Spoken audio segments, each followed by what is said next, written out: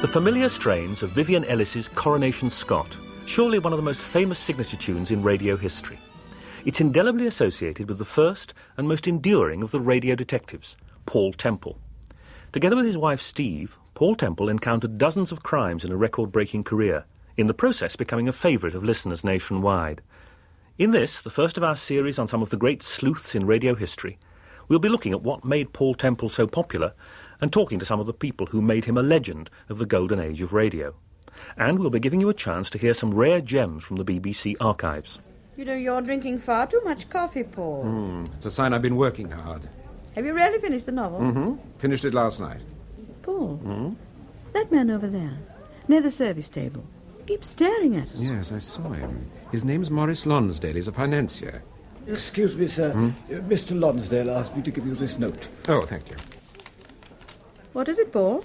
He says he'd like to see me in his office. What about, I wonder? We'd better go and find out, darling. That was the most famous of the Paul Temples, Peter Cook, spelt C-O-K-E, with the definitive Steve, Marjorie Westbury. The programmes remind us of a world half a century away, a world which we'll re-enter for the next half an hour. When the listener at home heard the Coronation Scott, he or she knew what to expect from the characters. Action from Paul, a little feminine intuition from Steve, and the regular repetition of Paul's catchphrase, "By Timothy." For the star of the show, however, hearing that famous piece brought trepidation, and still does, 30 years on. Whenever it's played now, I get nervous, because it started off every programme, and I still get shivers down my back when I hear it, because there were so many things that could have gone wrong in those days. We did them live, and so, being a compulsive worrier, I used to worry if I dropped my script. If you heard the rustle of a page, you ruined the whole atmosphere. So one had to be terribly careful. And my other great worry was that my glasses steamed up. In the exciting episodes, where we were panting and we were having to struggle in water or something, I suddenly couldn't see the thing. So that was always a great worry. So Coronation Express to me is always very frightening, although it also brings back the most wonderful memories. Paul Temple was to become the longest-running detective series on British radio. First broadcast in 1938, and finally bowing out in 1968, after an incredible 30-year run. The series, specially created for radio, was the brainchild of a young author called Francis Durbridge, who, while still a student at Birmingham University, had been discovered as a writer by a BBC producer, Martin C. Webster. It was the beginning of a very fruitful partnership. I always wanted to write thrillers. From a very early age, when I first started writing, it was always my ambition to write mystery stories, detective stories. I was a great admirer of the people who wrote them at that particular period. But I started writing for radio with a serious play dealing with life in a departmental store. It was called Promotion. And fortunately for me, it was extremely popular. It was repeated several times, and it was directed by Martin C. Webster. And one day I went in to see Martin and told him I had an idea for a detective serial. He said, well, let me see the first episode. And I wrote the first episode. He liked it very much. And from that moment, of course, we started what was a very long and a very successful partnership with Temple. He produced all the Temple serials. He never missed a single rehearsal or production. And he was a terrific radio producer. And I was very fortunate at that very early stage to have his experience. What Francis Durbridge didn't explain in that 1982 interview was where the name Paul Temple came from. He said to have just plucked it out of the air, but I have another theory. In the late 30s, the most popular film star in Britain was one Shirley Temple. Could Hollywood's all-singing, all-dancing, curly-headed moppet have given her name to England's premier sleuth? By Timothy, as Paul would have said. There's a thought. Wherever Durbridge found the inspiration for the name of his character, what is certain is that the first ever episode of the first ever Temple serial, Send for Paul Temple, went on the air on April the 8th, 1938. And it was quite different from the Paul Temple that was to become an integral part of the regular radio listener's imaginative landscapes in the 1950s. There was no Marjorie Westbury or Peter Cook, and no Coronation Scott. Paul was played by Hugh Morton, and Bernadette Hodgson played the girl reporter he subsequently married, whose real name was Louise Harvey, but who was better known by her nom de plume, Steve Trent. But all the labyrinthine complexity and baffling detail of plot that so endeared the serial to listeners was in place. The story had Paul Temple, novelist and criminologist, called in by Scotland Yard Commissioner Sir Graham Forbes, who was to remain a fixture in the series until the end, to help track down a mysterious jewel thief known as the Knave of Diamonds. In this, as in every subsequent serial, the villain was unmasked at the end of the final episode. But for most of the serial, the cast had no more idea than the listener who the villain was, as Peter Cook explains. One of the conditions that I made when I played Paul Temple was that I had the script posted to me before, so that I knew it absolutely, so that I wasn't nervous or wasn't too nervous. And so I was always posted the script, except the 8th episode, and they didn't even trust me with that. I wasn't given it because they thought I just might give away. So the cast didn't know until we actually read it for the first time. And it was so cunningly written by Francis that we really didn't know. Nothing remains in the archive of the first serial, but the final episode of the second serial has survived to give us a flavour of those early days. This is the Empire programme from the Midlands. Paul Temple and the Front Page Men, a serial thriller by Francis Derby. Darling, I think you're marvellous. So do I, by Timothy. I really don't know how you do it. It's a gift, darling. You simply buy a good old magnifying glass, and you put 2 and 2 together, and I say this buttered toast is delicious. Paul? Yes, my pet? When did you first suspect Gerald? The day he came to Bramley Lodge and told us about Anne being good at impersonating people. Surely you didn't... Gerald said that he'd never been to the flat in Bloomsbury, and yet he knew which button to press in the lift in order to take us to the correct floor. And I couldn't have done that unless he'd been to the flat beforehand. The producer, Martin C. Webster himself, introduced the cast. Good evening, everyone. Well, I do sincerely hope you've enjoyed the show and that our efforts during the last 8 weeks have met with your approval. May I take this opportunity of thanking all those listeners who so kindly wrote in after the last Paul Temple serial. There were well over 7,000 of you, and this is the first chance I've had to thank you all personally. Well, now to introduce the artists. Paul Temple. Yes, my dear. Was played by Hugh Morton. Paul Temple was up and running, and there were eventually to be a total of 20 Paul Temple serials and 3 one-off plays. Over the years, there were to be 6 different Paul Temples, but with only a handful of exceptions, there was always and irresistibly Marjorie Westbury as Steve. She trained as a singer at the Royal College of Music and only later turned to acting, joining the BBC Drama Repertory Company in 1942. As Steve, she managed to sound both sexy and ladylike, and conjured up a captivating image of poised, good-humoured and elegant femininity, somewhat at odds with her actual appearance and manner. BBC drama producer Enid Williams, then a young studio manager, remembers her. You just knew that she was the most glamorous, incredible, 6-foot, blonde, marvellous woman ever. And, of course, Marjorie herself was a very small, very round lady with rather a strident sort of voice in ordinary conversation. It's just that she had this absolute magic with a microphone. She had a great charm in her voice, and it was compelling. I'll tell you something most extraordinary. Marjorie, while we were in one of the series, a woman wrote to her from Cornwall or somewhere down there and said, "I love your voice so much that I'm going to leave you all my money." And Marjorie wrote back and she said, "Now, I am not the willowy blonde that I sound, and you're falling in love with the wrong thing. I don't know what she said, but she was a bit cottage loafy." But the woman wrote back and said, "I'm still going to leave you all my money." So Marjorie very bravely went down to Cornwall, drove herself down, and said, "Now look, this is me, and you've got relatives and people, and I don't want your money. I can earn my own living." And the woman said, "I don't care. I think your voice is so marvellous." And Marjorie came back. 3 days later, the woman committed suicide and left Marjorie every penny and every possession she had. Now, this is the power of a voice. Marjorie Westbury herself, interviewed in 1982, recalled her days in the Temple serials.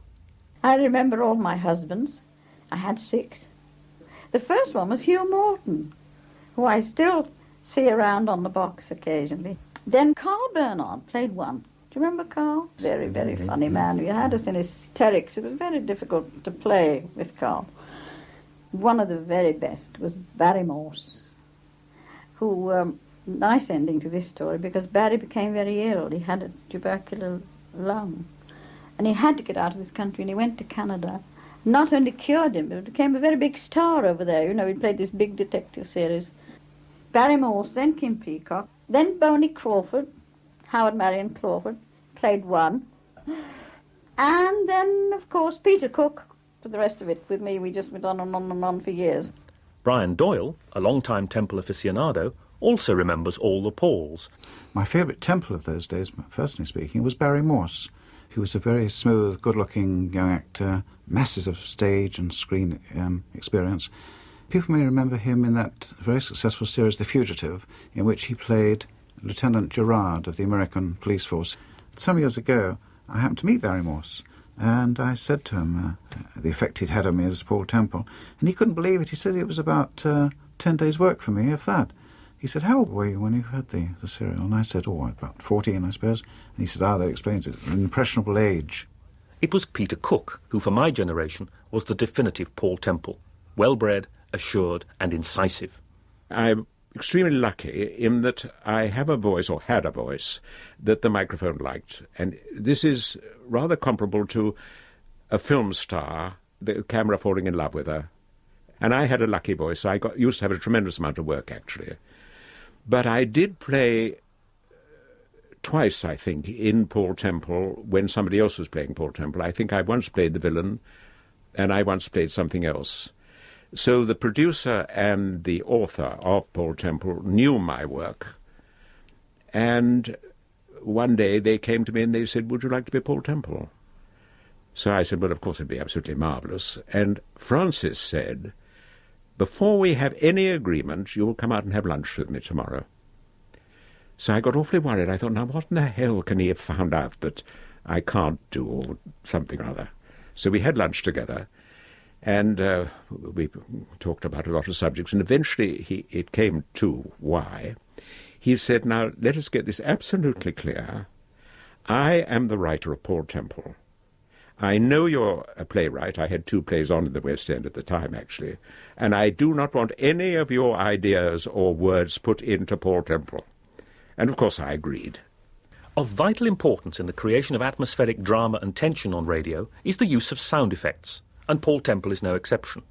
Compact discs and samplers make combining effects much easier now than was the case 40 years ago.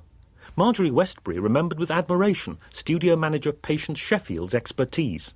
Patience in those days in Temple was on grams, and she'd have 8 turntables, 8, no tape recorders, no pre-recorded anything. Now suppose we were in a sequence in a car. Paul and I would be in a car, one disc, coming along nicely, change down. Paul, there's a corner. I was always interfering, slow down for the corner.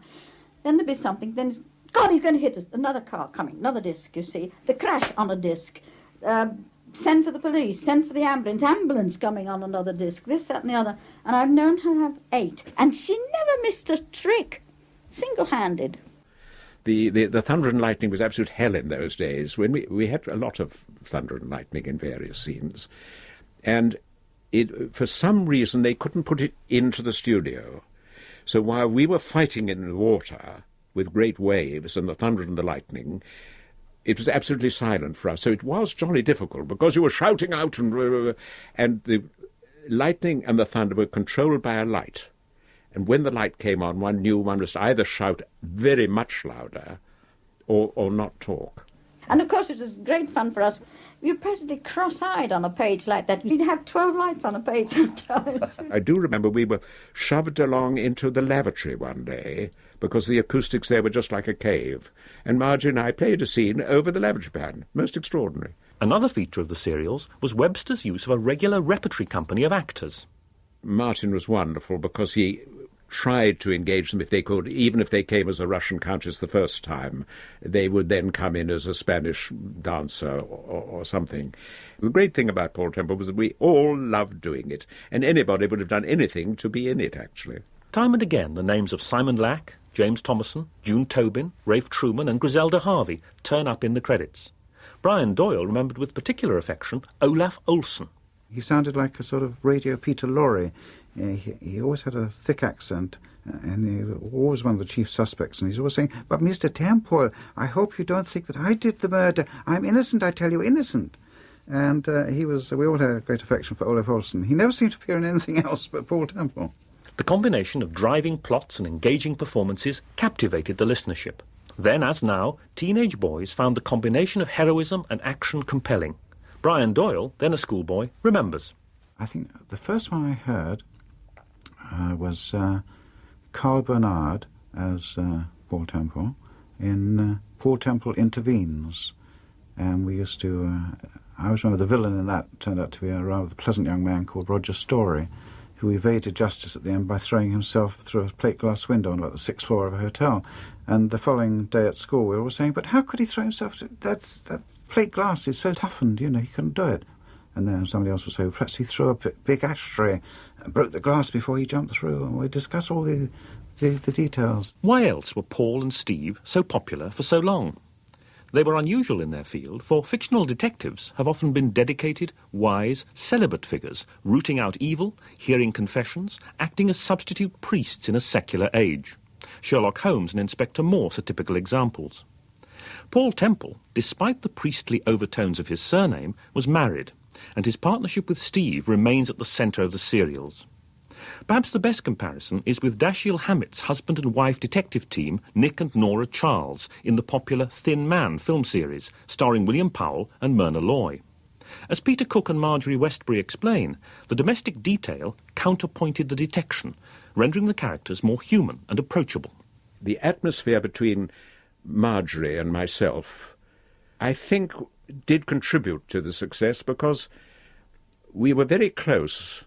It did work up into an audience sort of affection for Paul and Steve, because they were a very happily married couple.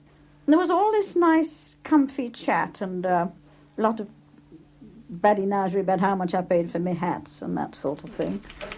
Paul, where did you put that new cream shirt with the collar attached? It's in the wardrobe, Steve. I'm sure I've looked there. Well, it was there last night. I distinctly remember putting it Oh, there. Paul, really? What's the matter? You're wearing it. What? By Timothy, so I am. You really are the limit. We used to get enormous fan mail with Margie and I, and a great many of the letters were to say, were we married?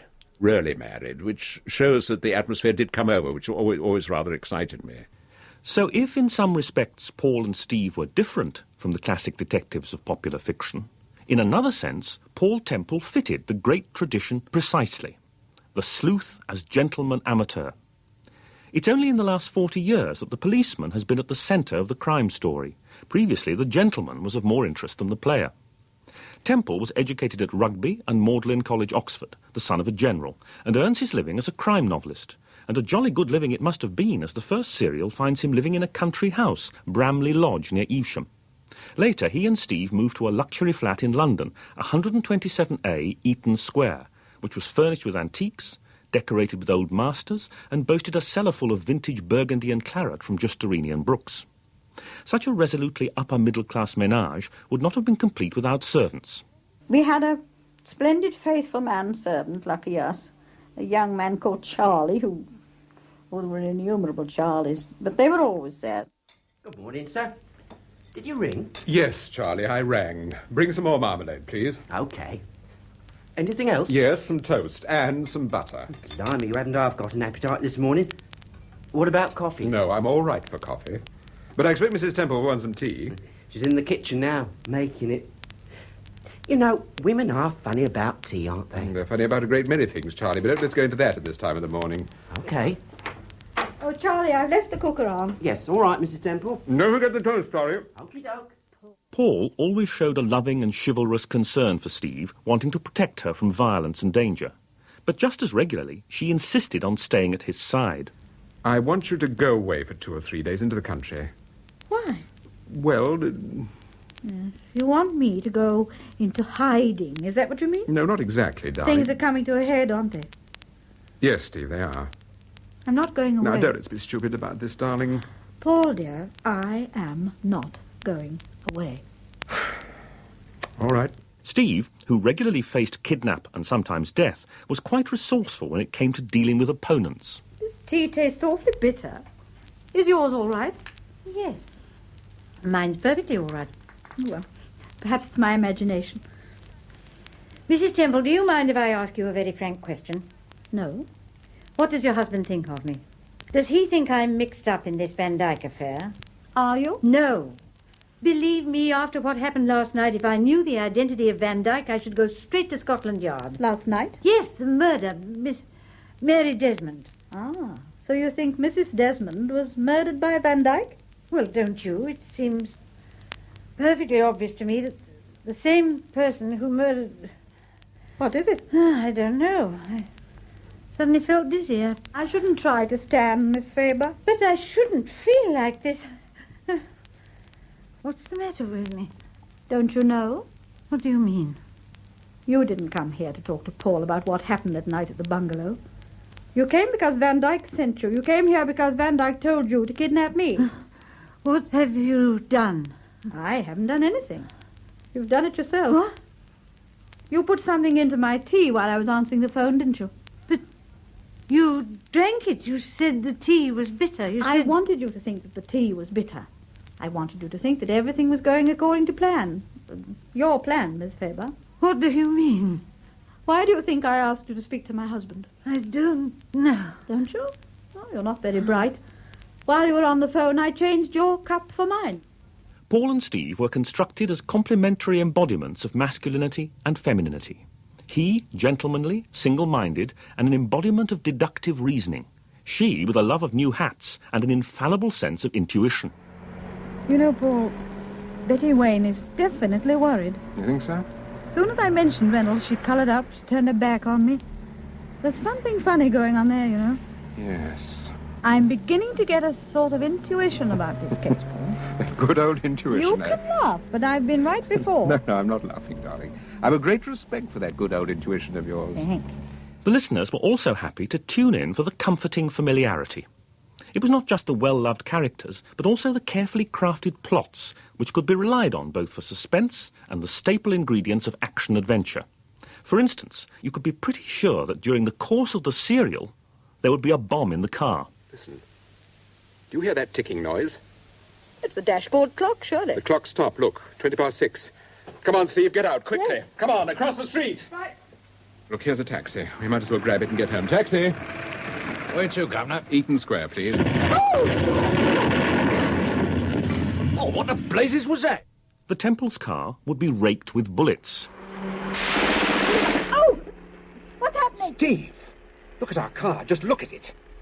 There would be a significant, if mysterious, warning. Mr. Temple. Yeah?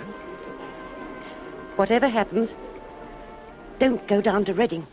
I've no intention of going down to Reading. Yes, I know, but... well, don't. That's all. And many of them ended with that authentic 50s event, the cocktail party, where Temple would dramatically expose the villain. Temple, forgive my asking, but was this cocktail party your idea? It was. Well, don't you think it would help if you came straight to the point? What point? Look, we're not exactly children. It's perfectly obvious why you invited us here this evening. Every person in this room is connected in some way or other with the Gilbert case. Well, what's all this about, Temple? Exactly. I'll tell you what it's all about, Inspector. A girl called Brenda Sterling was murdered, and her fiancé, Howard Gilbert, was arrested. You all know what happened.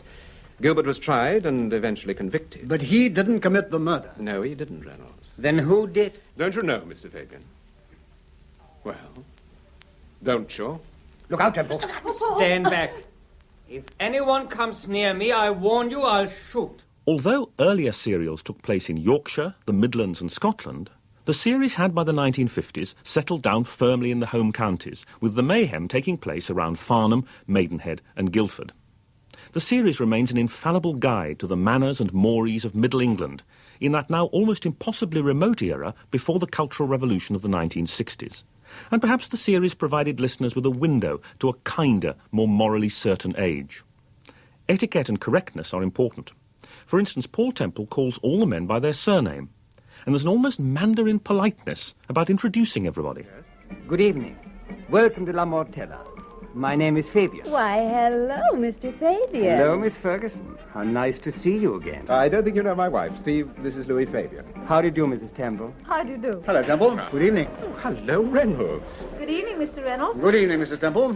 Good evening, Mr. Temple. I think you know Miss Wynne. Yes, of course. We've met before this evening. This well-mannered style and the recurring elements in the plots led to good-natured parody even at the time. The very first Paul Temple, Hugh Morton, turned up in the late 40s in the hit radio comedy show Itmar, playing a character called Paul Tremble. Even Peter Cook was tempted into parody, something he now regrets. Margin Westby and I had a wonderful idea one day.